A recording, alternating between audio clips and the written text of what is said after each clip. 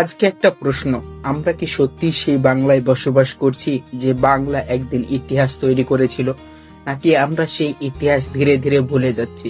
একবার ভেবে দেখো, এই গল্প শুধু অতীত নয়, এই গল্প তোমার, আমার, আমাদের সবার। 1905 সাল ব্রিটিশরা চেয়েছিল বাংলাকে ভাগ করে শাসন করতে, কিন্তু তারা এটা ভুল করেছিল।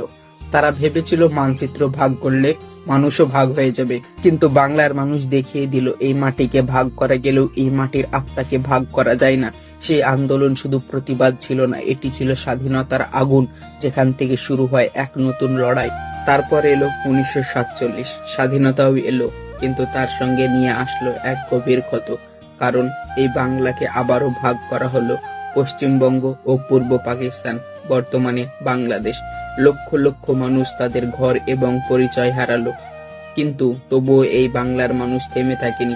সেই ধ্বংসস্তূপ থেকে আবারও নতুন করে স্বপ্ন দেখা শুরু করেছিল। এই বাংলা জন্ম দিয়েছিল চিন্তার বিপ্লব, যে বিপ্লব পুরো সমাজকে বদলে দিয়েছিল। রাজা রামমোহন রায় অন্ধবিশ্বাসের অন্ধকারে আলো জ্বালিয়েছিলেন। ঈশ্বরচন্দ্র বিদ্যাসাগর, তিনি মানবতার পথে এই সমাজকে এগিয়ে নিয়ে গিয়েছিলেন। রবীন্দ্রনাথ টেগর, যার কলম এই বাংলাকে পৌঁছে দিয়েছিল বিশ্ব দরবারে। আর নেতাজি সুভাষচন্দ্র বসু, যিনি সাহসের নতুন সংজ্ঞা লিখেছিলেন। এরা শুধু ইতিহাসের নাম নয়, এরা হচ্ছে বাংলার মেরুদণ্ড, বাংলার আত্মা, আমাদের গর্ব, আমাদের সাহস। কিন্তু একটা কথা মনে রেখো, ইতিহাস শুধু গর্ব করার জন্য নয়, এটা আমাদের দায়িত্বকেও মনে করিয়ে দেয়। এবার বর্তমানের দিকে তাকাও। আজকের পশ্চিমবঙ্গে এই ইতিহাসের সঙ্গে কি একটুও মিল খুঁজে পাও? রাজনীতি আজ সেবা নয়, ব্যবসা হয়ে গিয়েছে। নেতারা আজ মানুষের নয়, নিজের স্বার্থের রক্ষক।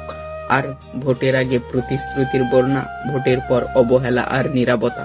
উন্নয়নের নামে টাকা আসে, কিন্তু কাজ কোথায়, হিসাব কোথায়? যুবকদের হাতে ডিগ্রি আছে, কিন্তু তাদের ভবিষ্যৎ অন্ধকার।